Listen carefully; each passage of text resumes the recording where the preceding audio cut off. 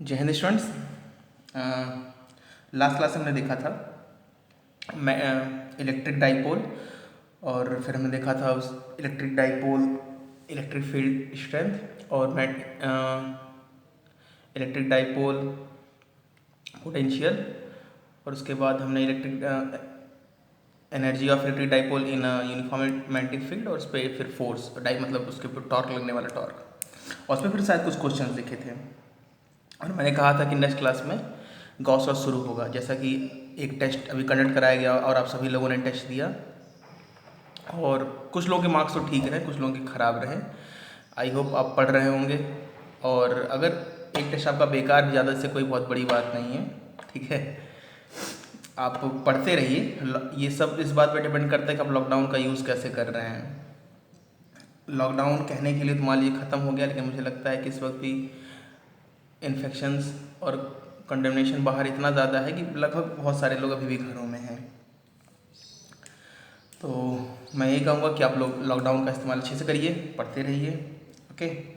और अगला जो टेस्ट होगा आपका वो थोड़ा लेंदी होगा, मतलब कि इस टेस्ट में मुझे लगता है कि 30 मार्क्स का ही था, 10 क्वेश्चन थे, 3 मार्क्स ईच। तो अगला जो टेस्ट होगा आपका वो काफ़ी लंबा होगा, लगभग उसे रखा जाएगा 3 घंटे का।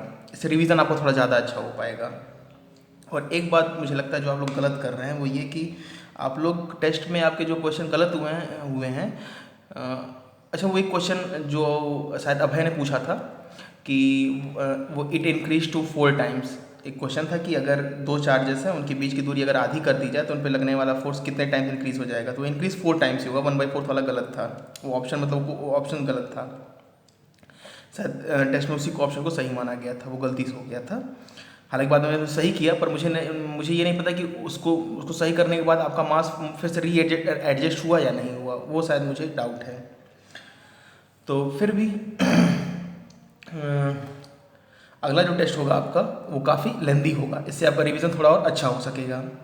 एक्चुअली ये वीडियो कुछ दिन पहले ही आया होता, लेकिन मुझे थोड़ा फीवर था चूँकि थोड़ा बहुत फीवर तो अभी भी है, लेकिन मैं सोच रहा था कि कब तक रोक सकते हैं, ठीक है।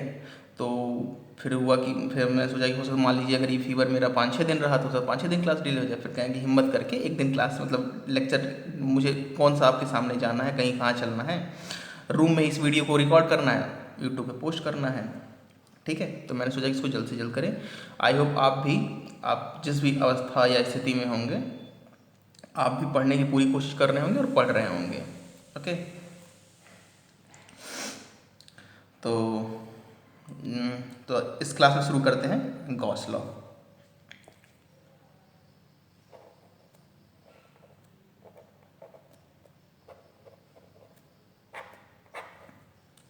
Gauss law, okay. देखिए, ये पूरा एक मतलब अगर मैं इसे कहूँ तो आप समझ सकते हैं कि आप इसे मान सकते हैं कि इलेक्ट्रोस्टैटिक्स 2 है पूरी एक तरह से, ठीक है। ये पूरी इलेक्ट्रोस्टैटिक्स 2 है, it is a Gauss law. इसमें फर्दर टॉपिक्स हैं जो हमें पढ़ने हैं। तो सबसे पहले आपको पढ़ना है, एक्चुअली गॉस लॉ को समझाने से पहले मैं आपको ऐसे समझाऊं तो देखिए, इलेक्ट्रोमैग्नेटिक वेव एक रेडिएशन होता है। इलेक्ट्रोमैग्नेटिक रेडिएशन आप जानते भी होंगे। वो इलेक्ट्रोमैग्नेटिक रेडिएशन क्या कैरी करता है, बेसिकली एनर्जी। जैसे लाइट इंफ्रारेड रेडिएशन है, जो सूर्य की रोशनी आपके हाथों पे पड़ती है और आप गर्म महसूस करते हैं, वो इसी कारण से कि जो रेडिएशन आ रही है, जो लाइट रेज आ रही हैं, वो उनके पास एनर्जी है और वो एनर्जी आपको ट्रांसफर करती है। तो उसी तरह इवन आपने ये भी पढ़ा, lights are the electromagnetic wave, तो लाइट भी इलेक्ट्रोमैग्नेटिक वेव का ही फॉर्म है। तो बेसिकली मैं आपको ये समझाना चाह रहा हूँ कि लाइट इलेक्ट्रोमैग्नेटिक वेव जो होती हैं वो एनर्जी कैरीज करती हैं। बेसिकली ये पूरा डिस्कशन एनर्जी का ही है। इलेक्ट्रोस्टैटिक्स जो पूरा डिस्कशन है सिमिलर टू ग्रेविटेशनल फोर्स, जैसे आपने ग्रेविटेशन पढ़ा था, तो ये पूरा जो डिस्कशन है हमारा वो एनर्जी का ही है, ठीक है। और एक बात और, अगर आप ध्यान दें तो इलेक्ट्रोस्टैटिक्स 1 चूंकि खत्म हो गया है, हमने सारे टॉपिक्स पढ़े इलेक्ट्रोस्टैटिक्स 1 में, उसमें कुछ है नहीं, बस क्वेश्चन सॉल्व करना है। और मैं क्या करूँगा, एक बार आपको एस सी वर्मा क्वेश्चन दे दूंगा, फिर आप लगातार सॉल्व करते रहिएगा। अच्छा, एक बात और, हर्ष ने जो क्वेश्चन भेजा है मैं कोशिश करूँगा उसका आंसर जल्द से जल्द कर सकूँ, ओके, एक्चुअली तबीयत खराब होने की वजह से बहुत सी चीज़ें डिले हो गई, बट डोंट वरी। यह बीच नदी की धारा है, सूझता न सूल किनारा है, ले लील भले ये धार मुझे, लौटना नहीं स्वीकार मुझे। तो देखिए आगे क्या होता है। तो बेसिकली ये जो पूरा डिस्कशन है वो एनर्जी का है। सो अच्छा, इलेक्ट्रोमैग्नेटिक वेव के अंदर क्या चीज़ें होती हैं? दो चीज़ें, इलेक्ट्रिक फील्ड और मैग्नेटिक फील्ड, उसके अंदर दो चीज़ें होती हैं। आप इलेक्ट्रिक फील्ड भी पढ़ रहे हैं, हालांकि सिमिलर टाइप से आप मैग्नेटिक फील्ड भी पढ़ेंगे। तो इलेक्ट्रिक फील्ड भी एनर्जी कैरी करती है। तो जब भी कोई रे और रेडिएशन एनर्जी कैरी करती है तो हमें एक पॉइंट समझ में आना चाहिए कि किसी एक पर्टिकुलर एरिया पे कितनी एनर्जी इंसिडेंट होगी, ये किस बात पे डिपेंड करेगी। मैं आपको ऐसे समझाऊं, जस्ट वेट अ मिनट।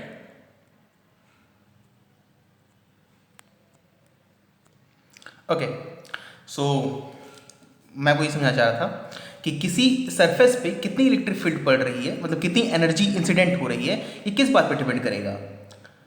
तो देखते हैं, जैसे मान लीजिए लेट्स से ये है एक इलेक्ट्रिक फील्ड रेडिएशन, ठीक है। हालांकि इलेक्ट्रिक फील्ड की मैंने आपको ये यूनिट बताई है, बट आप एज्यूम कीजिए 1 इलेक्ट्रिक फील्ड रेडिएशन है। तो इस सरफेस पे पूरी इलेक्ट्रिक फील्ड रेडिएशन इंसिडेंट हो रही है, ठीक है। आप एज्यूम कीजिए कि ये इलेक्ट्रिक फील्ड स्ट्रेंथ किसी कारण से, we don't know why, but किसी कारण से ये डबल हो जाती है।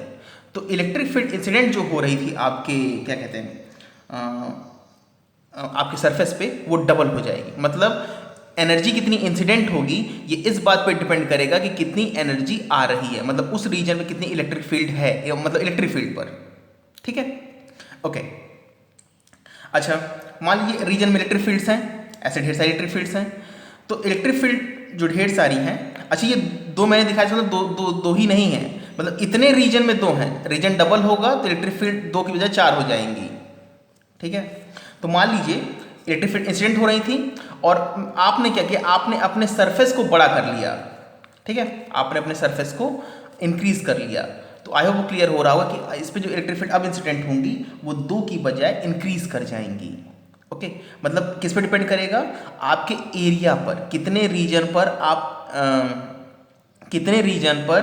आप एनर्जी को इंसिडेंट करा रहे हैं और या फिर उसे मेजर करना चाह रहे हैं। सिंपल अगर मैं ऐसे समझाऊं तो आप ऐसे देखिए कि मान लीजिए धूप किरणें पड़ रही हैं, तो आपको पता होगा कि कभी कभी क्या होती है, धूप बहुत ही कमज़ोर होती है। जैसे ठंड के मौसम में दिसंबर मंथ में धूप बहुत ही वीक होती है इस फॉर्म में, इसीलिए मैक्सिमम टेम्परेचर बहुत कम राइज कर पाता है। तो आप उसे धूप को आसानी से मतलब इंजॉय कर सकते हैं, रह सकते हैं। लेकिन जून जुलाई मई में जो धूप होती है वो बहुत ही ज़्यादा क्या कहते हैं स्ट्रॉन्गर, मतलब कंपेरेटिवली उसके जो एनर्जी कैरिंग स्ट्रेंथ होती है वो ज़्यादा स्ट्रांग होती है, मतलब उस वक्त वो बहुत ही ज़्यादा अच्छी होती है। तो आप उसे मतलब इंजॉय नहीं कर सकते क्योंकि फिर आपकी स्किन बर्न कर जाएगी कभी कभी, अगर बहुत ज़्यादा आप धूप में रहें तो, ठीक है। सुबह की धूप की बात नहीं करें हम लोग, मतलब मिड डे की धूप की बात करें 12 PM की, ठीक है। तो अच्छा अगर आप देखें, अगर आप इतना बड़ा सरफेस रखें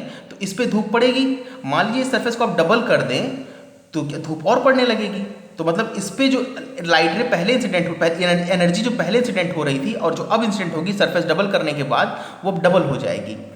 और एक तरीके में मान लीजिए ये आपने रखा था सुबह 6 बजे, तो धूप पड़ रही थी, लेकिन सुबह 6 बजे चूंकि सूर्योदय हुआ ही रहता है तो जो सूर्य की किरणें होती हैं वो अभी थोड़ी बहुत ही ज़्यादा माइल्ड होती हैं, मतलब थोड़ी सी नरम होती हैं, आप कैसे समझें। तो इस पे जो एनर्जी पड़ रही थी वो अभी भी कम है। इवन आप ये मेजर कर सकते हैं सोलर पैनल से। अगर आप सोलर पैनल को लगाएं और आप उसके पोटेंशियल वोल्ट को मेजर करें, क्योंकि आपको पता है सोलर पैनल कन्वर्ट करता है heat energy, sorry light energy, solar energy to heat electrical energy, solar energy to electrical energy. तो अगर आप उसे मेजर करें तो जो पोटेंशियल आप सुबह 6 बजे पाएंगे उसका लगभग डबल हो जाएगा 12 बजे। आप ऐसे मेजर कर सकते हैं, बट आप ऐसे समझने की कोशिश करें कि इस जो 6 बजे पड़ रही थी जो 12 बजे पड़ेगी उसका डबल हो जाए। क्यों? क्योंकि लाइट रे की जो एनर्जी थी, मतलब जो एनर्जी इंसिडेंट हो रही थी वो डबल हो गई है। तो दो चीज़ों पर डिपेंड करेगी, एक एनर्जी इंसिडेंट और एक एरिया।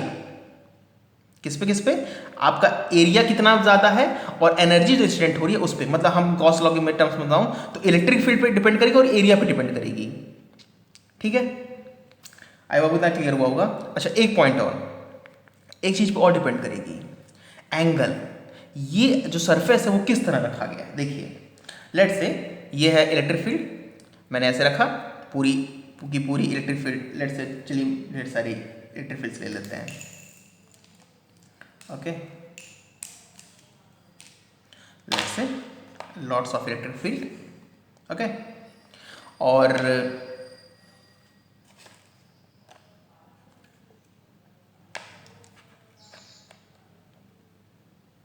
ओके, तो अगर हमें इस पे देखना है तो मान लीजिए कि इलेक्ट्रिक फील्ड इस वक्त इस पे इंसिडेंट हो रही थी अच्छी खासी। ठीक है, मैंने इस पेपर को ऐसे रख दिया, तो अब इस पे इलेक्ट्रिक फील्ड कितनी इंसिडेंट होगी। आई होप समझ में आ रहा होगा कि पहले के कंपैरिजन में बहुत ही ज़्यादा कम इंसिडेंट होगी। क्यों? क्योंकि सरफेस जो एरिया है वो तो ऊपर की तरफ है और हमारा जो इलेक्ट्रिक फील्ड है वो राइट है, दोनों परपेंडिकुलर हो जा रहे हैं। आपको अगर आप ऐसे, अगर आप धूप में भी, मान ली धूप ऐसे गिर रही है ऐसे स्लैंट, और आप इसको स्लैंट ऐसे ही रख दें तो आप समझ पाते हैं इस पर धूप बहुत कम गिरेगी। ठीक है, इस पर धूप बहुत ही ज़्यादा कम गिरेगी, और धूप अगर इस पर बहुत कम गिरेगी तो आपको एनर्जी जो इस सरफेस पर रिसीव होगी वो बहुत ही कम होगी। तो आई वो क्लियर हुआ होगा कि तीन चीज़ें हैं जो आपको समझनी है। किसी भी सरफेस पे एनर्जी कितनी इंसिडेंट होगी, चूंकि इलेक्ट्रिक फील्ड एक फॉर्म एनर्जी का, सॉरी इलेक्ट्रिक फील्ड एक फॉर्म है, इलेक्ट्रिक फील्ड एक फॉर्म है एनर्जी का। तो तीन चीज़ें, किसी सरफेस कितनी एनर्जी इंसिडेंट हो रही है, इस पर ये तीन फैक्टर्स पर डिपेंड करेगा, एक इलेक्ट्रिक फील्ड, एक एरिया और एक angle between electric field and area. ठीक है, ओके, तो एक पॉइंट मैं लिखता हूँ, क्योंकि आपको जो पढ़ना है वो पढ़ना है electric flux.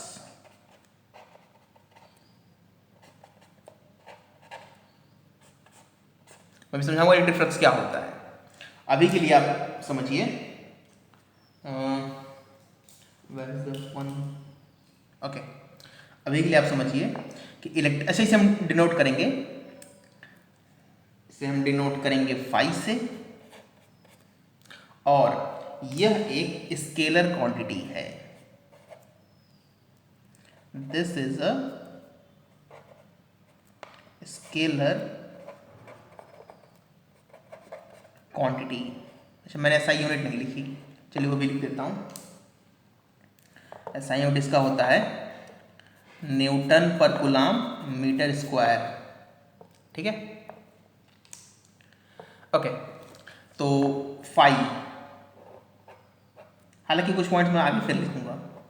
Phi will be equal to, इसे रिप्रेजेंट करते हैं, किस वजह से डिपेंड करेगा, इलेक्ट्रिक फील्ड पर, ठीक है, एरिया पर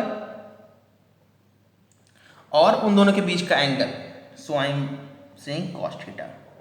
अच्छा, आप बोल सकते हैं सर साइन थीटा क्यों नहीं लिया, कॉस थीटा क्यों लिया, या कॉस थीटा क्यों लिया, tan theta, sec theta, cos theta, कुछ भी ले सकते थे। तो सिंपल सा ये आंसर है कि मुझे पता है, इतना ही होता है। और अगर आप थोड़ा और एनालिसिस करें तो आप निकाल पाएंगे, ऐसा कुछ नहीं है। लेकिन ठीक है, क्योंकि आपको एरिया वेक्टर के बारे में नहीं पता तो उसके डायरेक्शन को समझानी होगी, तो आप मान लीजिए इतना होता है। बेसिकली जो फॉर्मूला मैं लिखना चाह रहा हूँ वो ये है, phi is equal to E dot let's say A. Okay, what is E, ये है आपका electric field,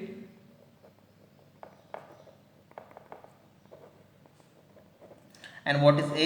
This is area vector. Okay, this is area vector. Now, अगर यहां पर आप ध्यान दें तो एरिया को हमने वेक्टर लिया है, और मैं आपको क्लियर करना चाहता हूं कि एरिया एक वेक्टर क्वांटिटी ही होती है।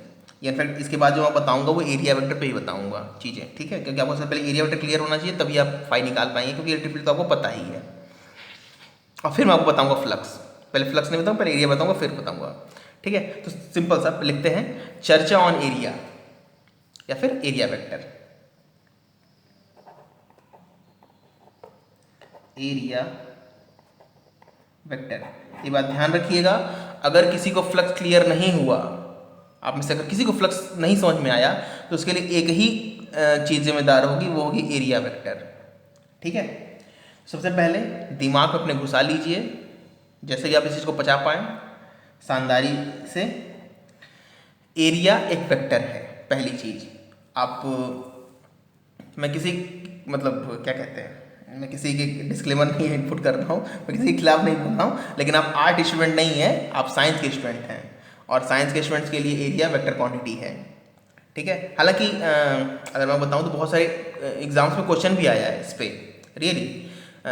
शायद मुझे लगता है कि अगर मैं थोड़ा सा कंफ्यूज नहीं हो रहा हूँ तो हिंदी में सदिश और अदिश राशि कहते हैं। अदिश कहते हैं स्केलर को, सदिश कहते हैं वेक्टर को। और ये क्वेश्चन पूछा था, अच्छे खासे एग्जाम में पूछा है, अगर आप ध्यान दें तो मुझे लगता है ये क्वेश्चन शायद नेट का है, जो शायद टीचिंग के लिए एग्जाम दिया जाता है, मतलब अच्छे स्टैंडर्ड एग्जाम से पूछा है। तो निम्नलिखित में से कौन सी सदिश राशि है, और उसमें एक एरिया डाल दिया, वॉल्यूम आयतन ऐसे करके 5-6 डाला और एरिया डाल दिया, मतलब एरिया डाल दिया, और एरिया ही एक थी जो सदिश राशि थी। तो ऐसे क्वेश्चन कभी पूछ लेता है, ये 6 इंपॉर्टेंट क्वेश्चन है, तो ये ध्यान रखिएगा।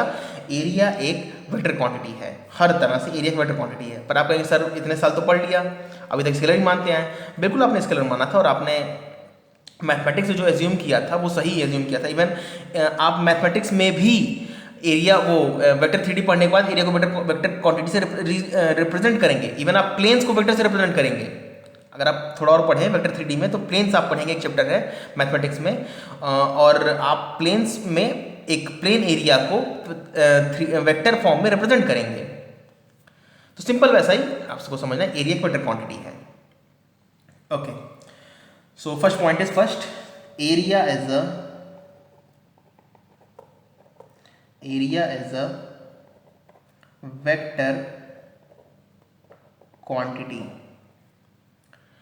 अब सबसे पहले वेक्टर क्वांटिटी है, तो मैंने बताया था वेक्टर क्वांटिटी के पास दो चीज़ें होती हैं, हमें दो चीज़ें डिफाइन करनी होंगी। First one magnitude, second one direction. तो ये तो समझ में आया, आई होप क्लियर हुआ होगा कि एरिया एक वेक्टर क्वांटिटी है। So area is a vector quantity whose direction is always perpendicular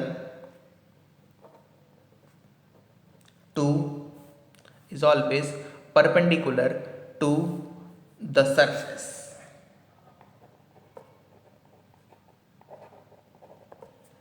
okay, तो आपको डायरेक्शन तो क्लियर हो गया होगा। अब मुझे मैग्नीट्यूड के बारे में बताना है। तो एरिया वेक्टर एक वेक्टर क्वांटिटी है जिसका डायरेक्शन हमेशा ही जो भी सरफेस का आप एरिया वेक्टर निकाल रहे हैं, जो सरफेस है जिसके बारे में एरिया हम डिस्कस कर रहे हैं, उस सरफेस के परपेंडिकुलर होना चाहिए, परपेंडिकुलर। ठीक है, तो यहाँ से एक प्रॉब्लम है इसमें। चलिए पहले मैं आपको एग्जाम्पल समझाता हूँ। लेट्स say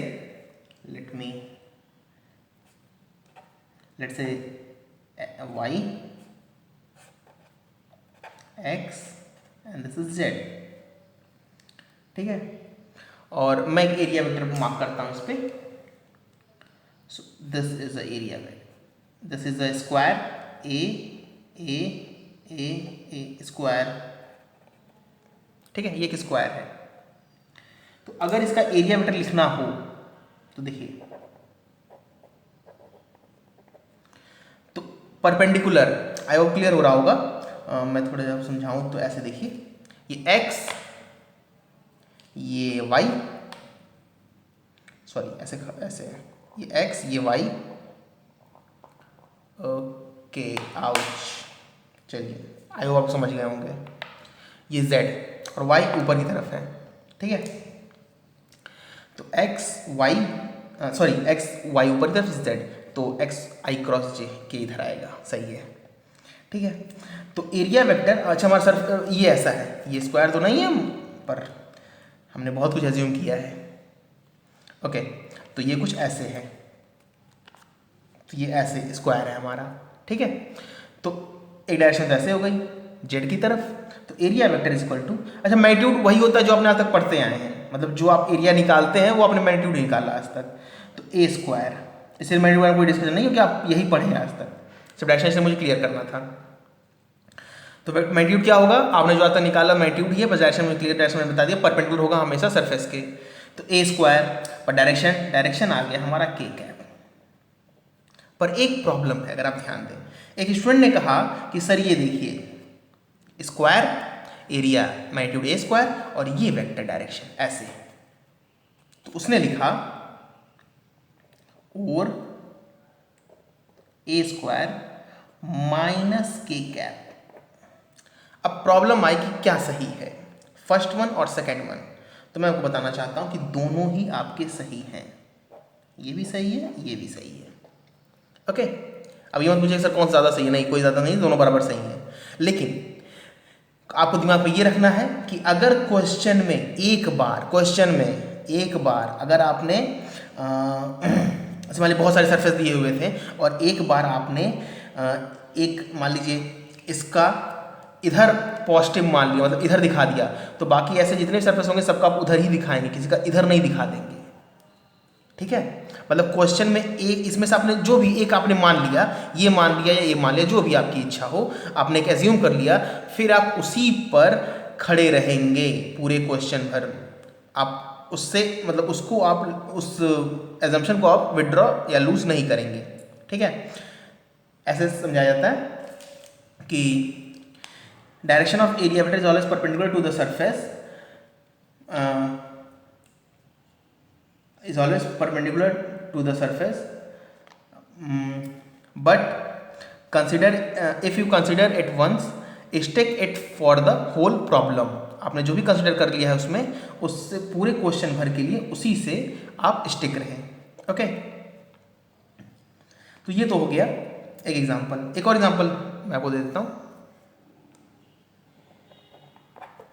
ठीक है। यही डायरेक्शन है, मतलब यही आप हमारे क्या है, ये जो आपको एक्स वाई जेड दिख रहा है यही हमारे डायरेक्शंस हैं।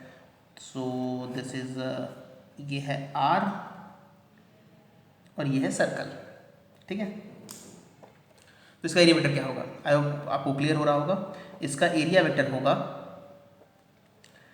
पाई आर स्क्वायर जे कैप और minus pi r square j cap, ठीक है। ये ऊपर की तरफ है, अरे रिंग ऐसे रखी गई भाई, रिंग आपकी ऐसे रखी गई है ताकि उसका वाई की तरफ आए, मैंने वाई ऊपर पद दिखाया था ना।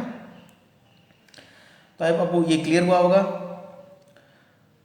अब इसमें एक और पॉइंट है आपको उस क्लियर करने को, फिर एलिमेंट कोई बहुत बड़ा टॉपिक नहीं है, बट ये ध्यान रखिएगा ये ऐसा टॉपिक है जिसमें स्टूडेंट गायब हो जाते हैं, तो ये ध्यान रखिएगा, आपको ईजी लग रहा होगा। एक पॉइंट मैं समझा देता हूँ, अभी कॉन्सेप्ट आपको पूरा नहीं हुआ है कि जो डिस्कशन मैंने बताया आपको एकदम सही है, लेकिन एक पॉइंट आता है कि सरफेस दो तरह के होते हैं, सरफेसेस जो होते हैं वो दो तरह के होते हैं, एक होता है ओपन सरफेस और एक होता है close surface. So let me mark it with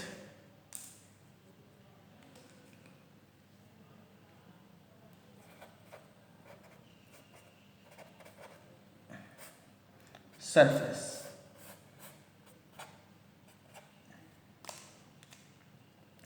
एक होता है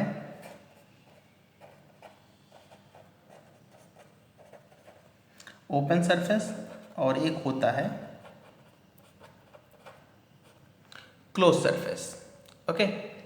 ओपन सरफेस क्या होते हैं, इससे कोई मैं आपको डेफिनेशन या एग्जांपल लिख रहा हूँ, आप सर्च करें आपको मिल जाएगा, बट इतनी ज़रूरत है नहीं, ओके। एग्जांपल बताता हूँ, ओपन सरफेस क्या हो गया, सर्कल, ठीक है, ये सर्कल है, स्क्वायर,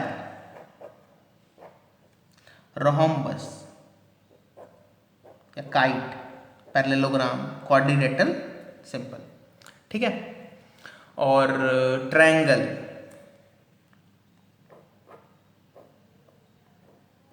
ठीक है।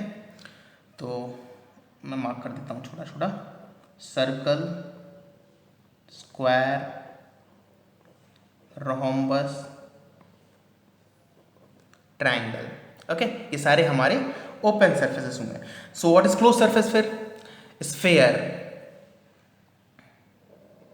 सर्कल नहीं है, स्फेयर है, ठीक है, आप समझिए। स्फेयर और क्यूब, क्यूबॉइड, ठीक है, क्यूब, इवन क्यूबॉइड और हेक्सागन, सॉरी हेक्सागोनल और प्रिज्म। प्रिज्म मार्क करता हूँ, लेट मी, मेरी ड्राइंग बहुत अच्छी तो नहीं है बट आई होप मैं आपको क्लियर कर पा रहा हूँ। प्रिज्म और क्या कहते हैं, cylinder, that's also close surface. ये क्लोज सरफेस हुए, ठीक है। इसलिए आपको पढ़ना है स्फीयर के बारे में, क्यूबॉइड में, सिलेंडर के बारे में, प्रेस के बारे में, इलेक्ट्रिक फील्ड से जुड़े क्वेश्चंस फ्लक्स में आई थिंक नहीं है, बहुत टिपिकल हो जाएंगे। अच्छा तो ओपन सरफेसेस में जो एरिया आप कंसिडर करेंगे वो क्या होगा? Perpendicular to the surface. और क्लोज सरफेस जो करेंगे वो भी पर होगा perpendicular to the surface. But point ये है कि एक प्रॉब्लम ये है कि क्लोज सरफेस पूरा मतलब एक क्लोज होता है, तो उसमें ऐसा होगा कि अंदर का जो आप कंसिडर करें और बाहर से कंसिडर करें वो दोनों अलग अलग, वो हम क्या करते हैं वो क्रॉस वेरीफाई इसमें नहीं करेंगे। हालांकि इसमें आप कह सकते हैं कि सर हम ऊपर भी कंसिडर कर सकते हैं और इस प्लेन के अंदर कंसिडर कर सकते हैं, लेकिन if you have consider anything from both of it, stick to it for the whole problem, okay? इसमें ऐसा लॉजिक नहीं होता है। इसमें क्या होता है कि अगर आपने क्लोज सरफेस पे कुछ भी कंसिडर कर लिया है तो क्लोज सरफेस पे आपको हमेशा ही आउटवर्ड नॉर्मल कंसिडर करना है। आउटवर्ड नॉर्मल कंसिडर करना है, मतलब आउटवर्ड की तरफ को हमेशा पॉजिटिव कंसिडर करना है, कभी भी आप इनवर्ड की तरफ पॉजिटिव कंसिडर नहीं कर सकते। ओके, मैं एक एग्जांपल से एक्सप्लेन करता हूँ। ओके, जैसे ये क्लोज सरफेस देखिए, ये एक बॉक्स है, ओके, वो ज़्यादा बड़ा बॉक्स है। ओके, तो अगर आप जैसे कि मान लीजिए क्यूबॉइड है, हाँ क्यूबॉइड ही है, तो अगर आपने यहाँ पर ऊपर कंसिडर किया, यहाँ पर राइट होगा, यहाँ पर नीचे की तरफ होगा, डाउनवर्ड। तो अब इसमें देखें जैसे कि इस क्यूबॉइड में, तो यहाँ होगा इस तरफ, यहाँ होगा इस तरफ, नीचे की इस तरफ, यहाँ पर इस तरफ, और अंदर होगा इधर और इधर होगा बाहर की तरफ। ओके, तो ये सारे डायरेक्शन आपको एरिया वेक्टर के कंसिडर करने होंगे। आप ये क्वेश्चन कर सकते हैं कि सर अलग अलग सरफेस के अलग अलग, बिल्कुल अलग अलग, और अलग अलग होगा भी। इवन आप स्फीयर की बात करें, स्फीयर में कितने एरिया वेक्टर के डायरेक्शन होंगे? कुल इनफाइनाइट, ठीक है। तो कितने कुल डायरेक्शन होंगे? इनफाइनाइट। क्यूबॉइड में आई थिंक, हालांकि ऊपर नीचे अगर प्लस माइनस कंसिडर करें तो तब भी, तो डिफरेंट कंसिडर करें तो 1 2 3 4 5 6 डायरेक्शन होंगे, ठीक है।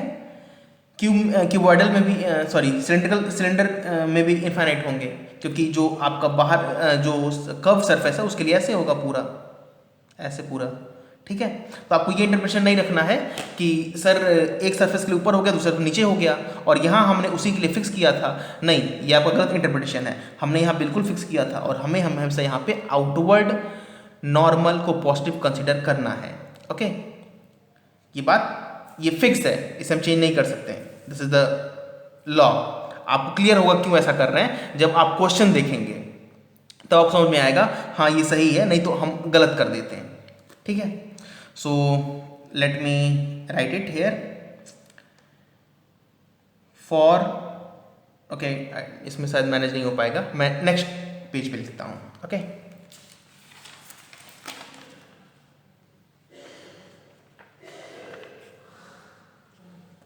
ओके, सो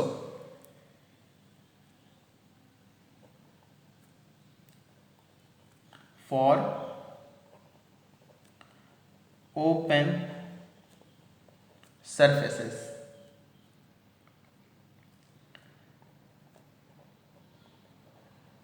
consider one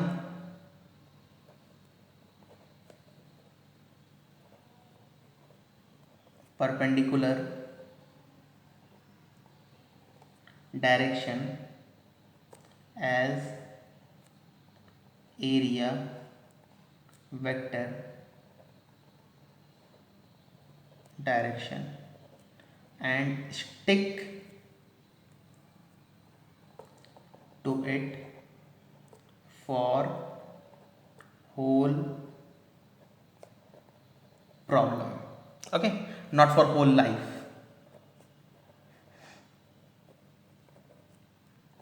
ये सेंटेंस लिखने का मेरा सिर्फ इतना मतलब है कि आप ये समझ सकें, हो सकता है किसी क्वेश्चन में हमने ऊपर पॉजिटिव मान लिया और उसके अगले क्वेश्चन में नीचे वाला पॉजिटिव माना। ये बिल्कुल डिपेंड करेगा कि हम क्वेश्चन को अप्रोच कैसे करना चाह रहे हैं। ओके,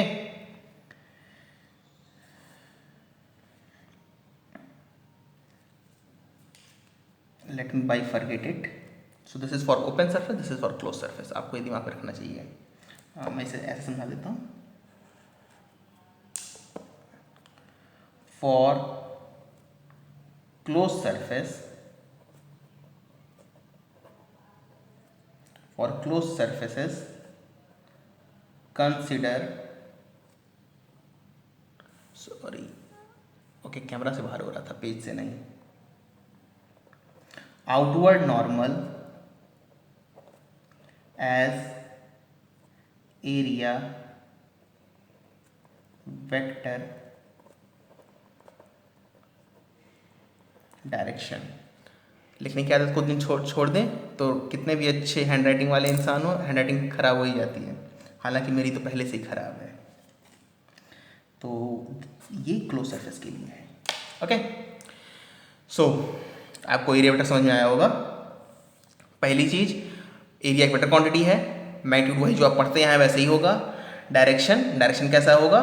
डायरेक्शन इस तरह होगा कि हमेशा सरफेस के परपेंडिकुलर हो, लेकिन ओपन सरफेस है, दोनों हो सकता है, परपेंडिकुलर ऊपर भी हो सकता है, नीचे भी हो सकता है, राइट हो सकता है, लेफ्ट हो सकता है, आगे हो सकता है, पीछे हो सकता है। तो कोई एक मान लीजिए और क्वेश्चन पे हमेशा उसी पे बने रहिए। क्लोज सरफेस के लिए हमेशा बाहर की तरफ आउटवर्ड नॉर्मल पॉजिटिव माना जाएगा। ठीक है, ओके। अब शुरू होता है महासंग्राम। सो मैं आपको एक क्वेश्चन एग्जाम्पल के तौर पर बताता हूँ। चलिए पहले एग्जाम्पल लिखता हूँ। आई थिंक ये मार्कर कुछ ज़्यादा ही ब्लंट हो गया है। ओके, एग्जाम्पल देखिए, मैं आपको समझाना चाहता हूँ। जो अगर एरिया ऐसे लिखा है ना, देखिए ABCD, ठीक है, एरिया लिखना है इसका, लिख ले। ऐसे लिखता हूँ, AB वेक्टर शायद आपको लिखने आता होगा, AB क्रॉस AD। अगर आप ऐसे देखें तो AB आपका वेक्टर ऐसे होगा और AD वेक्टर आपका ऐसे होगा। ठीक है, इन दोनों का क्रॉस करेंगे तो ऑटोमेटिक ऊपर की तरफ आएगा और मैग्नीट्यूड वही होगा जो आपका वैसे आएगा जैसे आप निकालते हैं लेंथ क्रॉस ब्रेथ से, मैग्नीट्यूड उतना ही आएगा।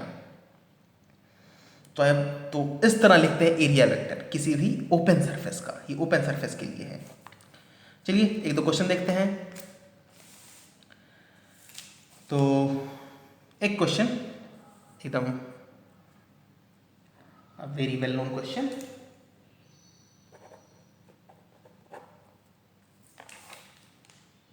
देखिए, ध्यान दीजिएगा क्योंकि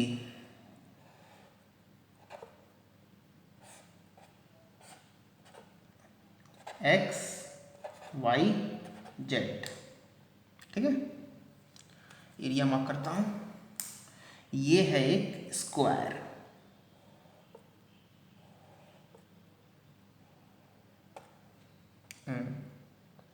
आई होप क्लियर हो रहा होगा। बीच में रखा हुआ है, किसी तरफ नहीं है। ठीक है, जैसे कि ऐसे समझाऊं तो मान लीजिए ये X, ये Z, Y ऊपर की तरफ है तो कुछ ऐसे रखा हुआ है। ठीक है, हाँ ये एंगल बताया हुआ है, ये एंगल बताया हुआ है 53 डिग्री और ये है square side A. Question is find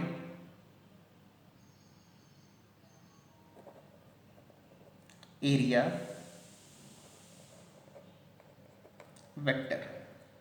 अच्छा, मैं क्या करता हूँ, पेज को थोड़ा सा, चूँकि मुझे प्रॉब्लम होगा आपको प्रॉब्लम होगा, इसलिए पेज को ही दो हिस्सों में बाइफरकेट कर लेते हैं। So this is this side, that is that side. Okay,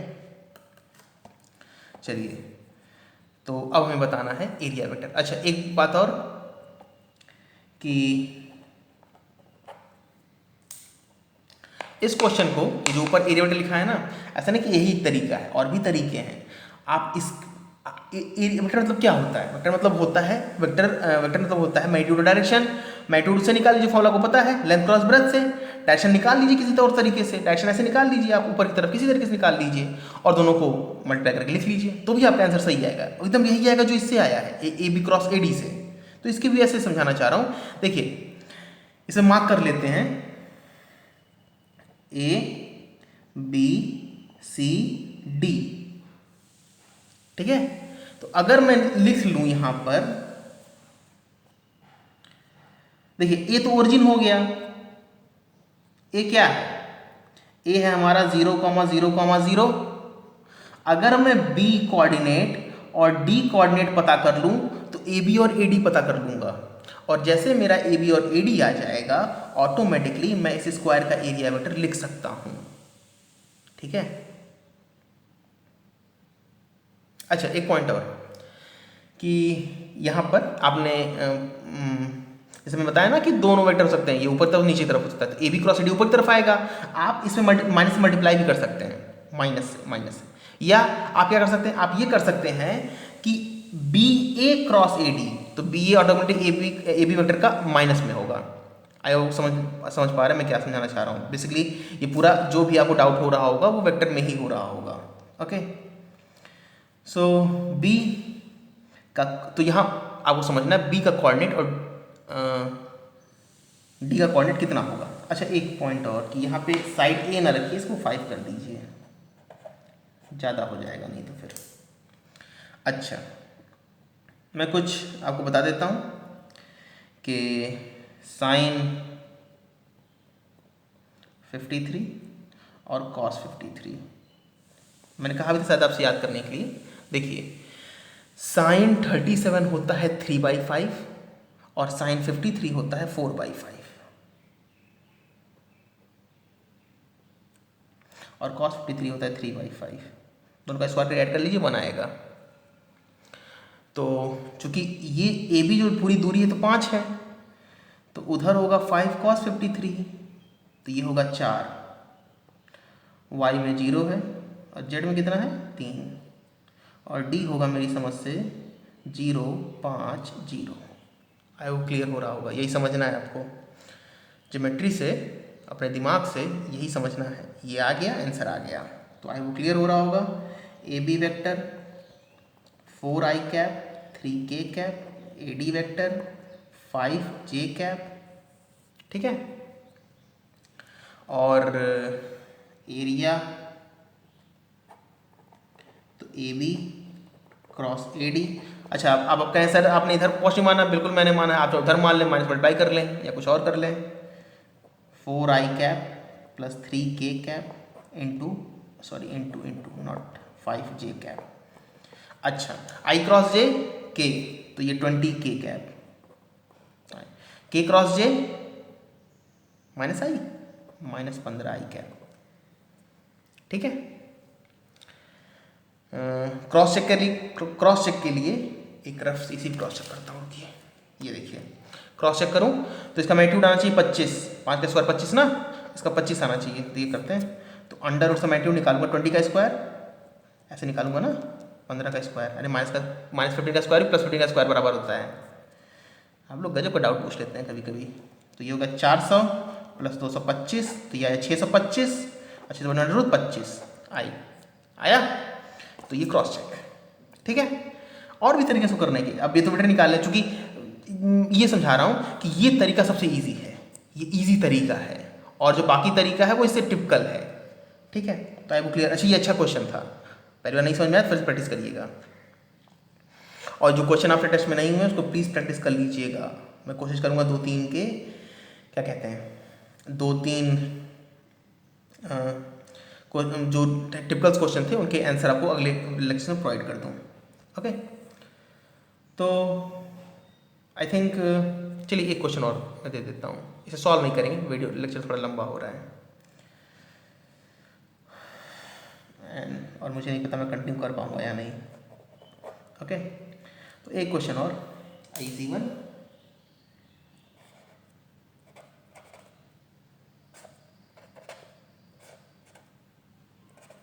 x Y Z, area vector किधर ले लें, इधर ले लेते हैं। एकदम ऐसा ही क्वेश्चन है, आपको शायद ये समझ में आ ही रहा होगा। अगेन स्क्वायर है और 5 सेंटीमीटर, चलो मीटर मान लीजिए, ठीक है। और ये एंगल दिया हुआ है इस बार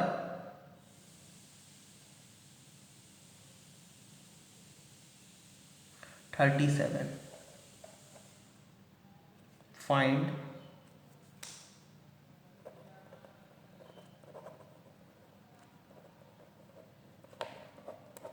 एरिया वेक्टर,